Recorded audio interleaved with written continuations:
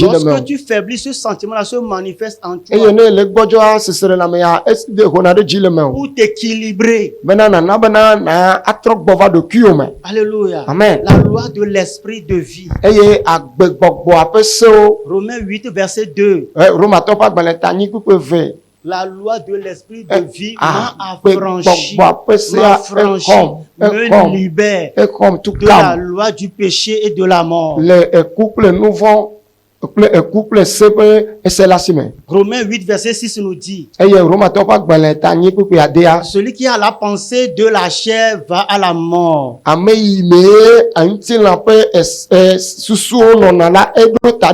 Mais celui qui a la pensée de l'esprit a la vie et la paix. Amen. Praise the Lord. Amen. Alléluia. Amen. Alors, comment tu peux dominer lorsque Christ règne dans ton esprit? Le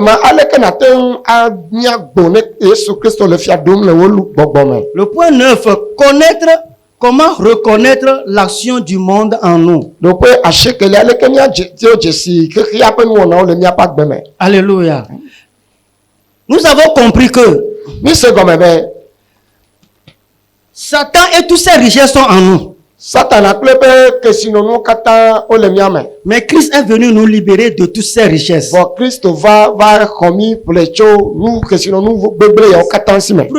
si nous ne reconnaissons pas ce que Christ a fait pour nous, et si nous ne confessons pas ce que Christ a fait pour nous, si nous n'exprimons pas la vie de Dieu, bien aimé, nous n'allons pas dominer, mais nous serons toujours dominés. Alléluia. Praise the Lord. Christ veut que nous dominions. C'est pourquoi lui-même a dominé toutes choses. Parce que sans sa force en nous, on ne peut pas. Et ce que Christ veut, c'est reconnaître ce qu'il a fait pour nous et marcher dans ce qu'il a fait pour nous. Praise the Lord. Alléluia. Alléluia. Amen. Je vais sauter pour aller vers la fin pour expliquer certaines choses puis nous allons nous arrêter. Christ a fini avec Satan. Mais il y a trois manifestations importantes dans notre vie qui nous empêchent de dominer.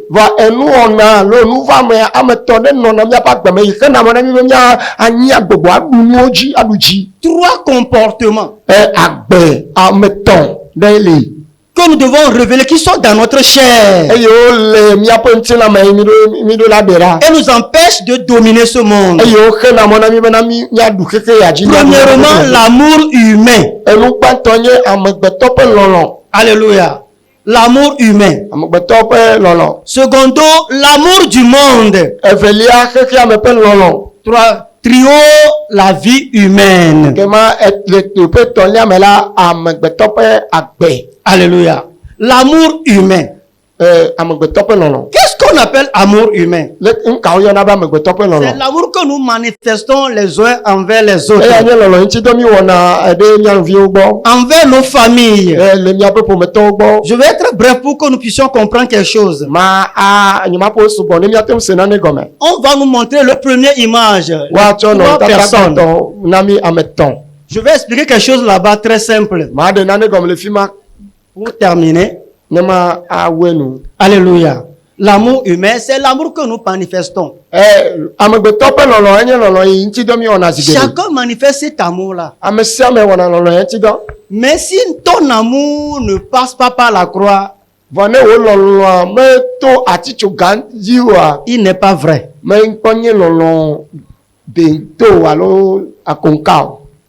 Amen. Amen. Si Dieu nous a dit de nous aimer, il nous demande de l'exercer dans notre esprit.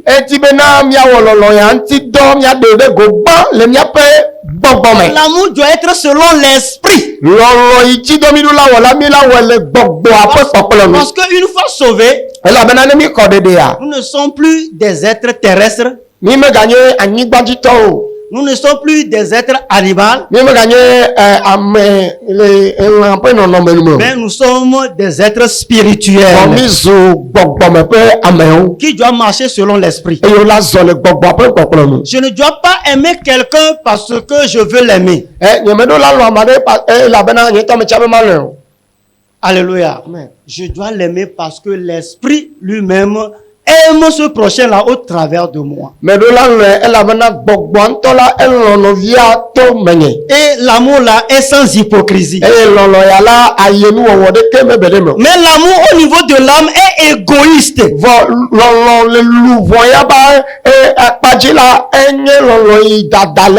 L'amour au niveau de l'âme produit la servitude.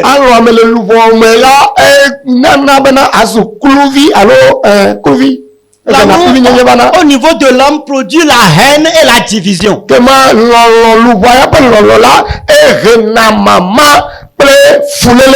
Imaginez comment nous aimons nos êtres très chers. Ton papa, ta maman. La manière dont tu vas les aimer serait différente de la manière que tu vas aimer les parents de quelqu'un. Si tu as 1000 francs, ton papa a faim. Et un autre parent est là-bas, lui aussi a faim.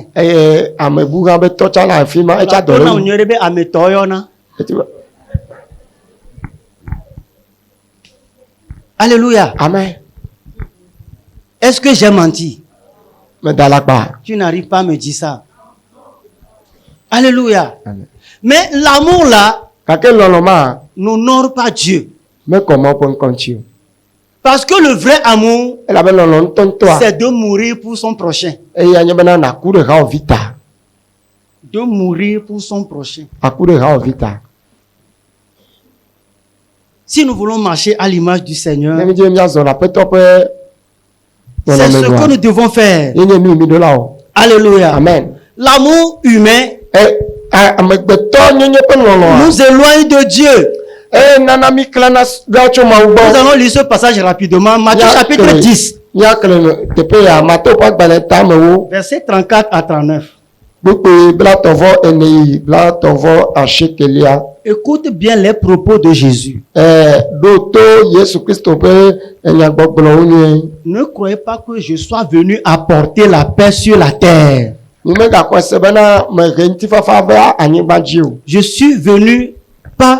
Je ne suis pas venu apporter la paix, mais l'épée. Car je suis venu mettre la division entre l'homme et son père. Entre la fille et sa mère. Entre la belle-fille et la belle-mère.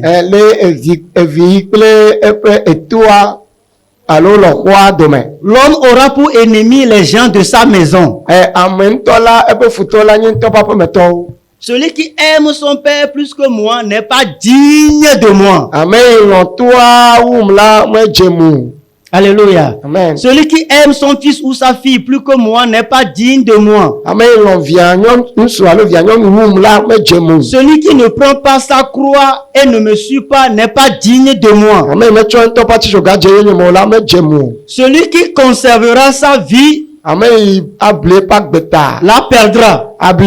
Mais celui qui perdra sa vie à cause de moi la retrouvera. Alléluia. Amen. Dans ce passage, le terme vie se réfère à notre âme. Parce que notre âme est le lieu où nous aimons. Parce que le cœur est l'instrument de l'amour. Et Dieu a fait le cœur pour que nous puissions l'aimer. C'est pourquoi Jésus a dit, aime ton Dieu de tout ton cœur,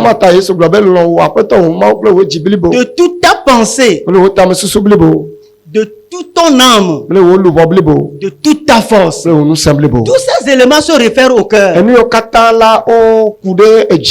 L'âme est dans le cœur. La pensée est dans le cœur. La force aussi est dans le cœur. Alléluia. Amen. Et Dieu nous dit de l'aimer. Jésus nous dit d'aimer Dieu comme ça. Praise the Lord. Alléluia. Mais il nous dit ici de haïr nos parents. Alléluia. De haïr les bien-aimés. Pourquoi le Seigneur nous dit cela? C'est parce que notre âme est contrôlée par notre chair.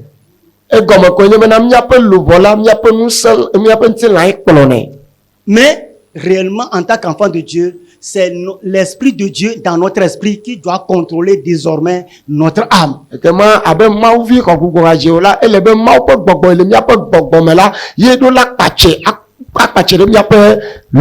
Notre corps est endommagé, devenu chair. Et il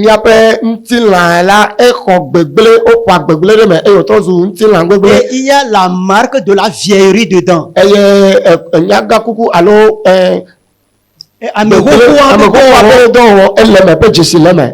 si nous laissons notre chair influencer notre âme, nous allons toujours aller à l'encontre de la volonté et du plan de Dieu.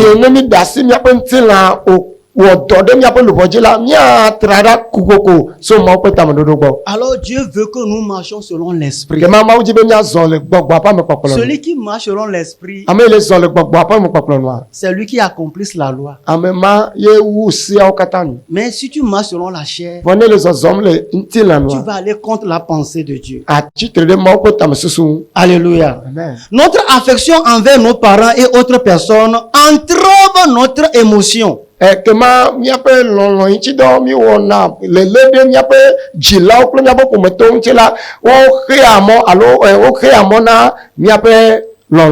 nous empêche la relation avec Dieu. Parce que le degré de notre amour pour ceux que nous aimons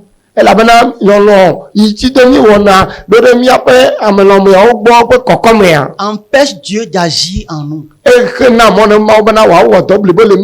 Exemple, tu as quelque chose pour toi et tes enfants aujourd'hui. Si l'Esprit de Dieu te dit, lève-toi, prends ça, va donner ça à quelqu'un. Combien de calculatrices tu vas acheter pour faire ces comptes-là? Calculatrice avec kilo n'a pas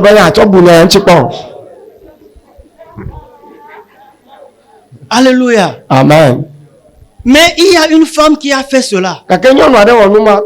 Lorsque Élie est allé vers la veuve de Sarepta.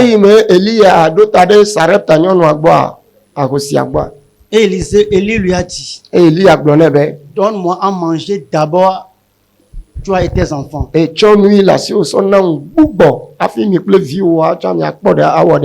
aussi a fait des calculs. Mais elle a pu obéir à la parole de Dieu. Qui d'entre nous serait comme cette femme-là aujourd'hui?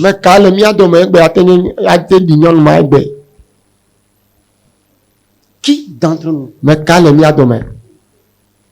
Personne.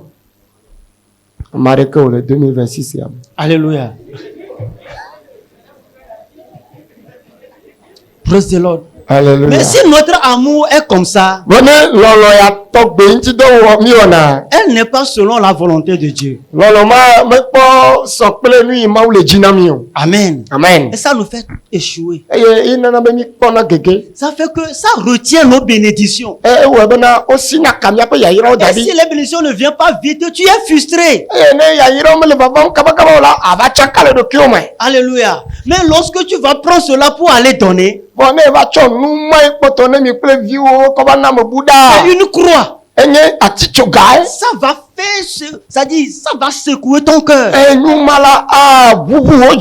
Tu vas avoir 1001 pensées. Qu'est-ce que je vais donner à mes enfants maintenant? Ce que Dieu m'a dit, je veux le faire. Oh, oh, oh, oh, C'est vrai ça, ce n'est pas Satan. Tu vas calculer tout. Tu le veux. Tu ne le veux pas. C'est ce qu'on appelle la croix. Et tu dois porter ça jusqu'à l'accomplir. Et c'est là-bas que la porte de la bénédiction s'ouvre. Toutes nos bénédictions durant tous les parcours de notre vie, Dieu l'a déposé en nous. Ça ne viendra de nulle part. C'est toi qui vas les provoquer. Mais la prière au Seigneur, tu sens que, afin qu'il se souvienne de moi, laissez tomber ces prières infantiles religieuses.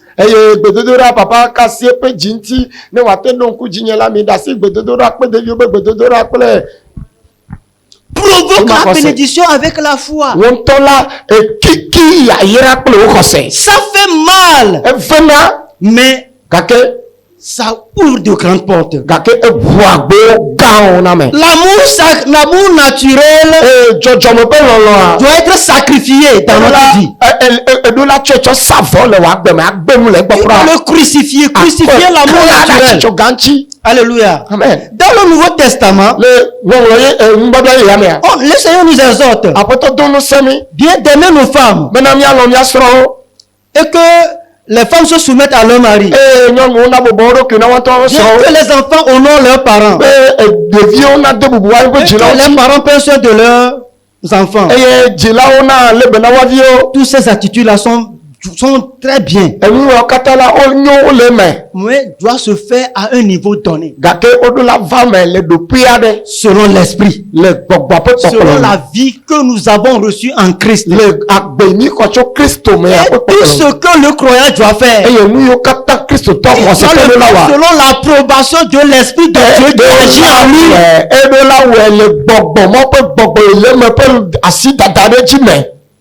Alléluia. Ouais. Si quelqu'un vient à toi, avant de lui donner, il faut demander à l'esprit. Je vais te montrer un exemple. Ton frère est venu pour te demander de l'argent. Et tu as trouvé, c'est nécessaire de lui donner de l'argent. Parce que c'est mon frère, tu lui as donné. Et il est parti. L'argent là, lorsque tu lui as donné, c'est devenu son patrimoine, sa propriété. Maintenant, il est parti, il a utilisé n'importe comment. Tu as appris cela. Pourquoi tu t'énerves? Pourquoi tu t'énerves? Tu dis non, je ne suis pas d'accord. Et tu vas commencer par chamailler, par dire des choses. Pourquoi tu t'énerves?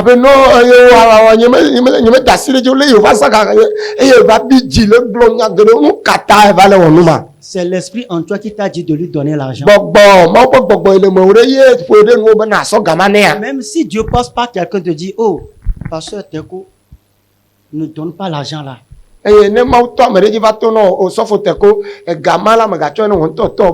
Tu vas dire, oh, c'est mon frère. Si Dieu ne lui a pas fait, qui va lui faire?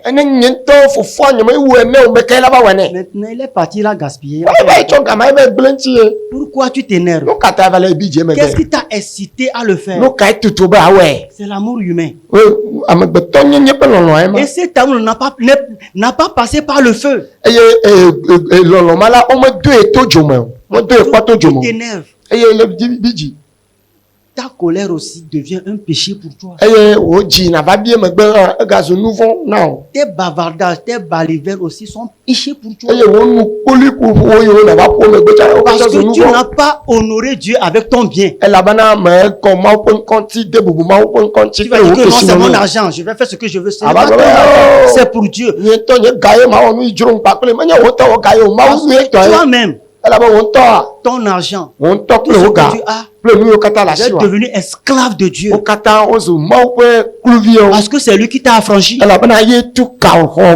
Alléluia. Amen. Et tu dois utiliser ton argent là selon la volonté de Dieu. Combien de fois après avoir acheté certaines choses, on dit, oh, pourquoi j'ai acheté ça? Oh, toi aussi, hein? Toi aussi.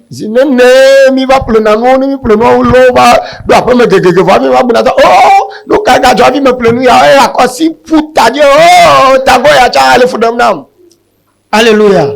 Regardez, un jour, la maman de Jésus avec ses frères sont venus. Et ils ont dit, hey, allez dire à mon fils là que nous sommes ici, nous l'attendons. Il n'a qu'à sortir.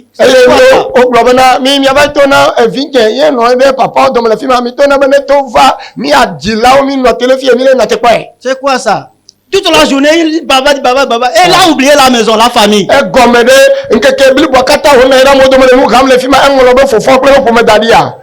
Alléluia. Jésus a regardé les frères et sœurs qui sont avec lui. Et il a regardé très bien celui qu'on a envoyé. Il dit, toi là, tu vois ceux qui sont ici. C'est pour écouter ma parole. Ce sont mes frères. Ce sont ma maman. Mes frères et sœurs. Va le leur dire.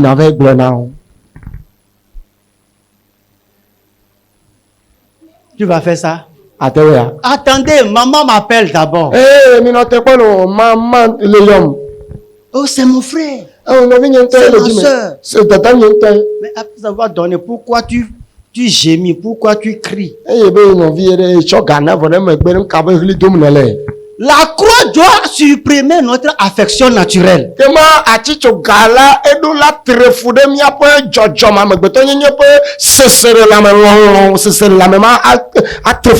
l'amour du monde, ça. C'est la manière dont le monde est. Oh, c'est ton frère. Tu as laissé ton frère comme ça. Les gens parlent dans le quartier. Pasteur Nyame, tu ne vois pas, tu n'es pas pasteur. Que le monde ne parle pas de toi. Tu vas commencer par chercher vendre du moyen. Honorer ta personne et non honorer Dieu. Demande à Dieu. Seigneur, qu'est-ce que tu veux que je fasse? Dans toute situation, là, ton cœur sera toujours en paix. Ton cœur sera toujours en paix. Et tu vas vivre le repos. Mais le faire après et rougir après, aimer, c'est l'échec total.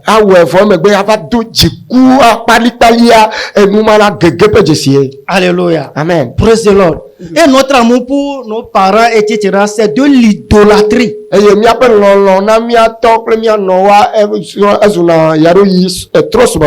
Parce que si ce n'est pas fait selon la volonté de Dieu. Amen. Nous allons sauter. Dieu a dit, Jésus a dit quelque chose ici. Dans Luc 14, le verset 25. De grandes foules faisaient route avec Jésus. Il se retourna et dit, si quelqu'un vient à moi, s'il ne hait pas son père, sa mère, sa femme, ses enfants, ses frères et sœurs, et même sa propre vie, et ne me suit pas, ne peut être mon disciple. Quiconque ne porte pas sa croix ne peut être mon disciple. Dans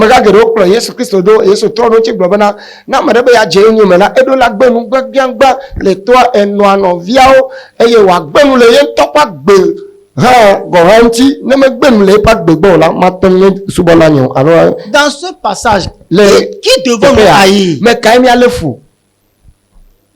Qui devons nous haïr? Nos parents. Mais ici, haïr ne veut pas dire les haïr de la haine du monde que nous avons.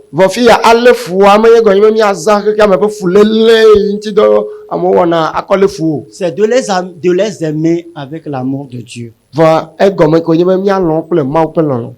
de les aimer comme Dieu les aime.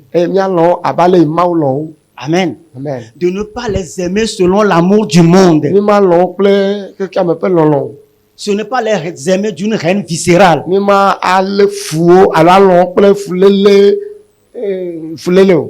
de les aimer selon Dieu. de leur montrer ce qui est juste. Même si ça coûte notre tête de leur faire comprendre ça.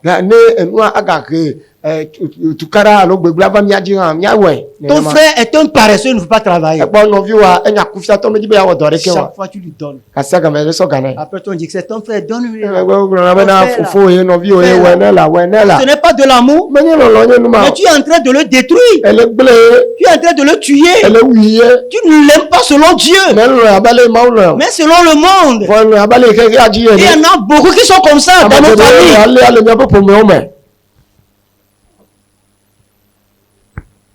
Il faut que Dieu contrôle tous les actes que nous posons. Parce que c'est Dieu qui nous dirige.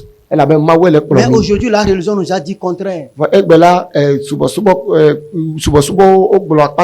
Dieu a dit, aime ton ennemi. Mais la religion dit, envoie le feu contre ton ennemi. Prie pour ceux qui te persécutent. Il dit, il faut les chasser, il faut les détruire. Tu dois aimer tes ennemis. Tu dois faire manger tes ennemis. Tu dois prier pour ceux qui te maudissent. C'est ça le vrai amour. C'est ça l'église de Christ. Quiconque se dresse contre quelqu'un, il se dresse contre Dieu. Mais le pire, c'est que nous ne comprenons pas la relation entre cette personne et Dieu. Nous ne voyons pas, nous ne savons pas sa relation avec Dieu. Nous avons vu certaines choses de surface. Et puis nous condamnons la personne. Nous attribuons des choses sur sa vie. Que c'est un sorcier. Attention. Le deuxième élément, c'est l'amour du monde. Amen. Nous devons nous souvenir chaque fois de la femme de Lot. Seul l'amour du monde nous amène à regarder par derrière. Si tu n'arrives pas à regarder devant, c'est l'amour du monde qui te pousse. Alléluia. Amen. Praise the Lord. La parole de Dieu a dit dans Luc 9, verset 23-26, je lis seulement un passage, il a dit, et que servirait-il à un homme de gagner tout le monde s'il détruisait ou perdait lui-même? Car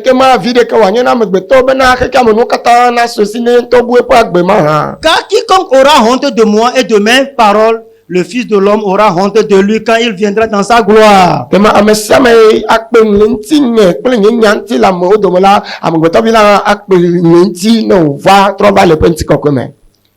le verset, Galates chapitre 5, le verset 25, 24-25 dit, oh, ceux qui appartiennent à Christ Jésus ont cloué à la croix leur vieille nature avec ses passions et ses désirs.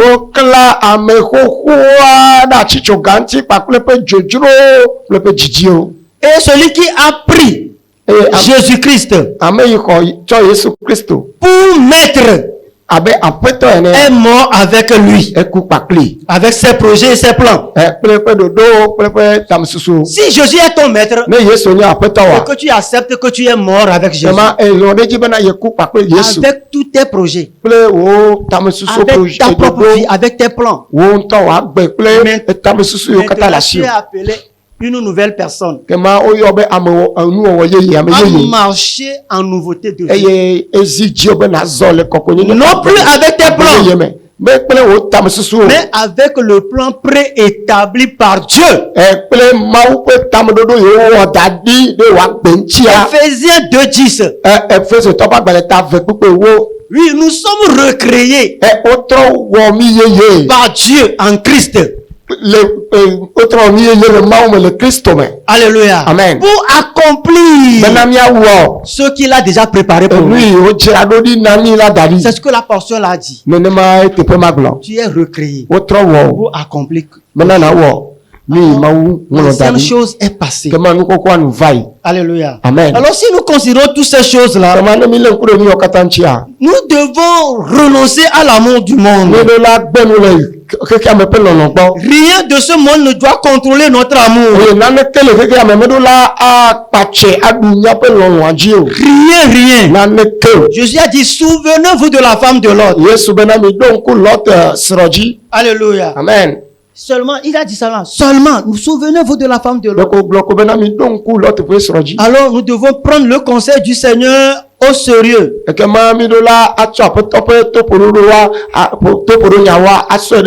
nous demande d'être prudent dans les choses de ce monde.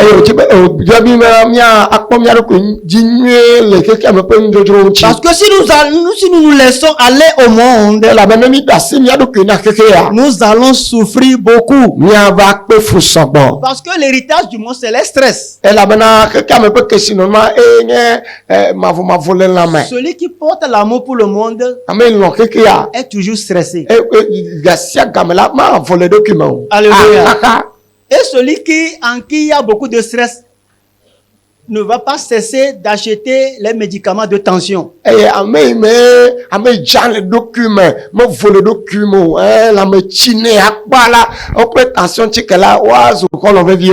contrôleurs du monde aussi vont créer des gammes de médicaments de tension pour lui.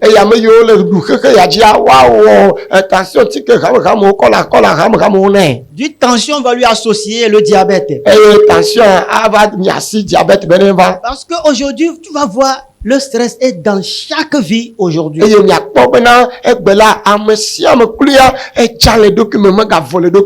nous portons l'amour pour le monde, nous avons le stress.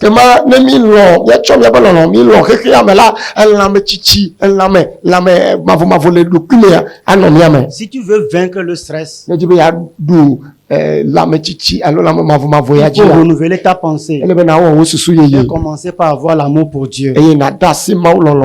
Amen. Amen. C'est le premier élément pour la guérison. On te fait croire que tu ne peux être guéri de la tension artérielle.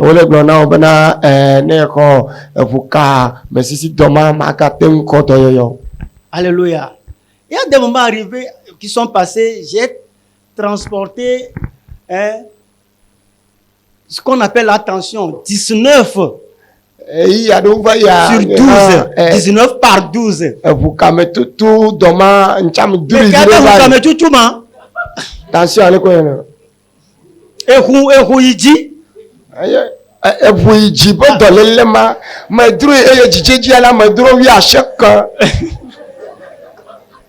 soyez brave. Praise the Lord. On nous m'a seulement dit que non, c'est que tes artères sont rétrécies, s'il n'y a pas le sang qui... Ce sont des mensonges.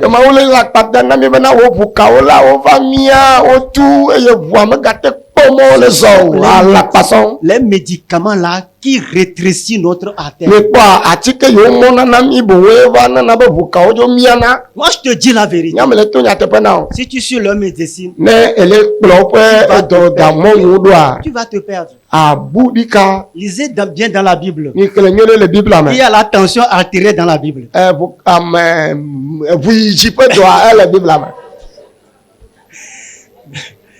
Alléluia.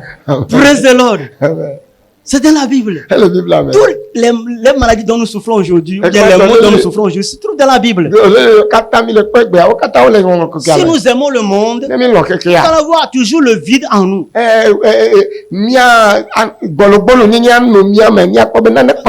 ne seras jamais satisfait. Parce que tu portes ton amour pour le monde. Le monde n'est pas appelé à rassasier. Si tu es rassasié, tu vas aller chercher Dieu. Mais si le monde te rend toujours vide, tu vas toujours continuer à chercher.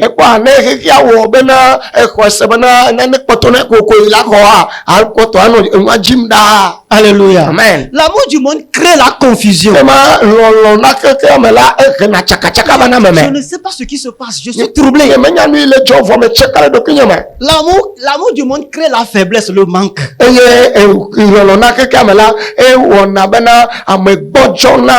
L'amour du monde crée l'amertume. Tu seras amer. Alléluia. Aujourd'hui, il y a beaucoup qui sont amers dans le corps du Christ, dans l'église. Mais si Dieu bénit leur prochain, le pasteur Teko n'a jamais porté de veste blanche. C'est toujours le noir. Le noir ancien de 1800.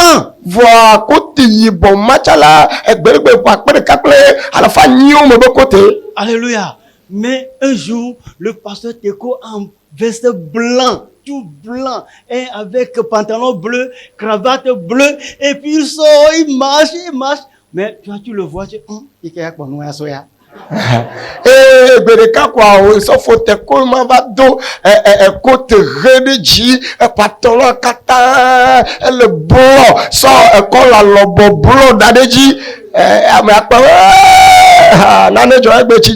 Alléluia.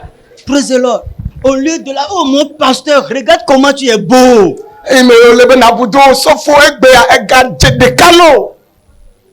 Si tu veux les saluer, shalom. Tu n'es pas content. C'est l'amour du monde. Parce que tu penses que c'est toi qui dois être comme ça. Tu ne dois pas être comme ça. C'est toi qui dois être béni. C'est l'amour du monde. Nous avons notre cœur comme ça. Bien aimé, si nous sommes comme ça, on ne peut pas dominer. Nous allons demeurer toujours esclaves. Oh, Dieu nous a recréés pour dominer. Tu peux dominer. Dis à quelqu'un, tu dois dominer. Alléluia. Rien ne peut te dominer. Personne. Mais tu dois crucifier la vie ancienne pour pouvoir dominer.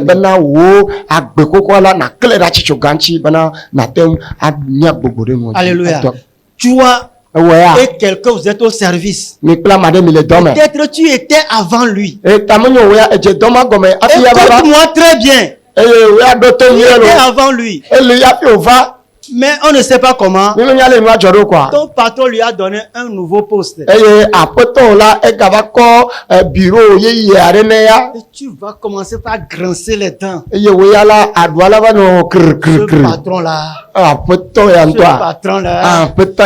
patron-là, quand je suis avec lui, j'ai souffert. Mais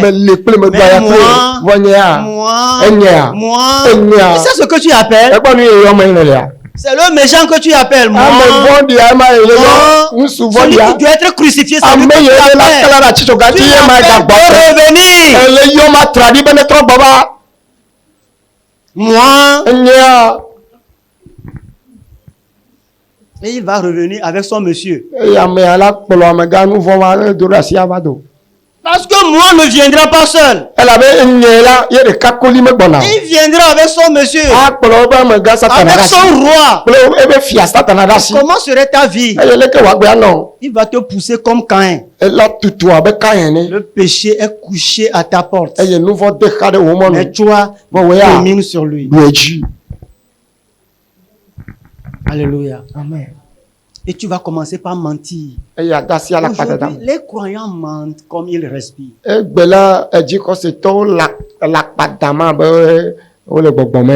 Amen. Mais si nous abandonnons les choses du monde, nous allons souffrir, certes. Amen. C'est-à-dire nous allons perdre la joie. Parce que ce que tu fais, tu trouves le bonheur, le plaisir dedans. L'abandonner, ça fait un peu mal. C'est que tu as souffert comme Christ à la croix. Et après avoir souffert, tu rentres dans la gloire. Tu rentres dans la gloire. Parce que après la croix, c'est la gloire. Sans la croix, il n'y a pas de gloire. Le dernier point, c'est la vie naturelle humaine.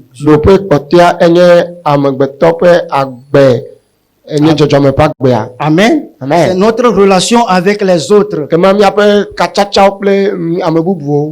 Praise the Lord. Alléluia. Alléluia. Amen. C'est très important que nous ne devons plus vivre la vie naturelle. Mais la vie que nous devons vivre doit être une vie spirituelle. Alléluia. Amen. Je vais parler à mes confrères pasteurs. Si nous sommes réunis avec quelqu'un, nous nous réunissons. Avec quelqu'un, nous nous réunissons. On ne doit pas se réunir physiquement avec notre chair. Excusez-moi, hein. Je vous en prie, vous êtes mes supérieurs, je vous aime. Mais avec quelqu'un, si nous ne travaillons pas notre cœur, c'est que nous bloquons la gloire de Dieu. Parce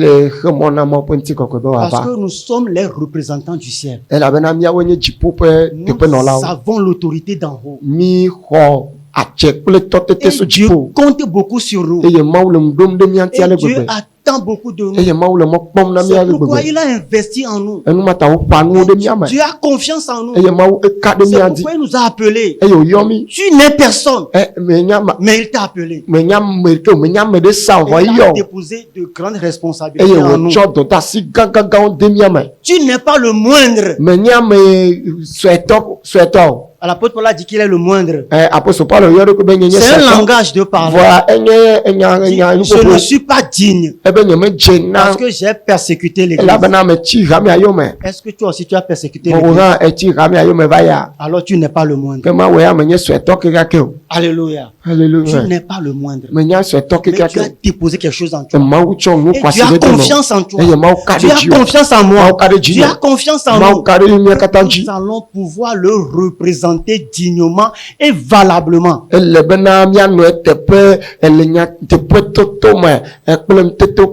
Premièrement, devant les fidèles. Secondo, entre nous les dirigeants. Nous devons former un corps. Un corps qui doit refléter cette gloire-là. Pour que l'église de Christ puisse s'élever dans notre pays. Si Dieu nous a appelés au Togo, nous ne sommes pas appelés seulement à rassembler les gens dans nos différents coins, mais à marquer ce pays. Alors notre relation, notre interrelation doit être une relation sans intérêt. Sans intérêt. Doit être une relation sans égoïsme. Doit être une relation que personne ne doit chercher à dominer, à écraser, à intimider son prochain. La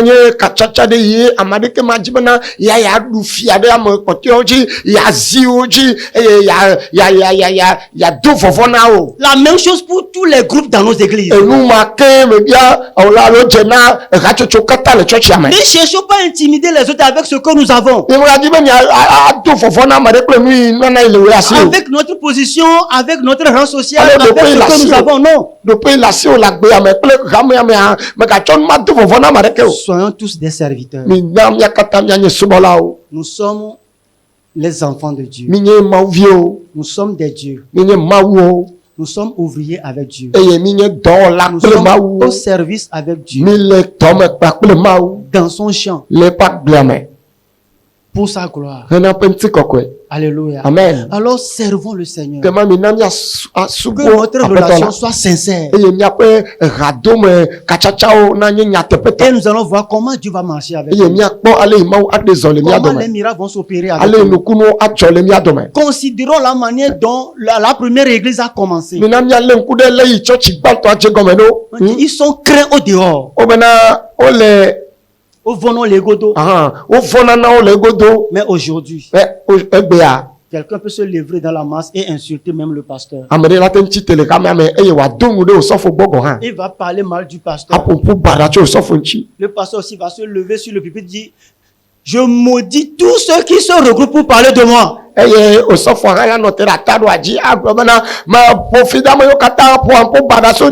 Qui a parlé? C'est Jésus. C'est le Saint-Esprit.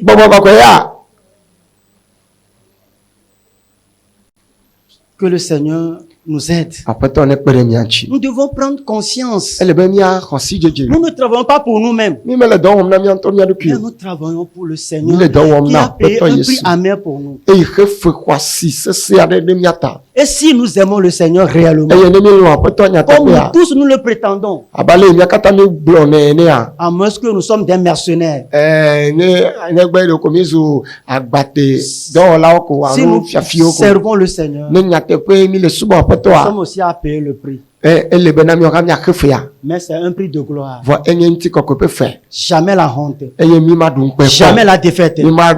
Jamais l'esclavage. Mais c'est pour la gloire. La gloire dans ce siècle. Et la gloire dans le siècle à venir. Que Dieu bénisse sa parole. Amen. Amen.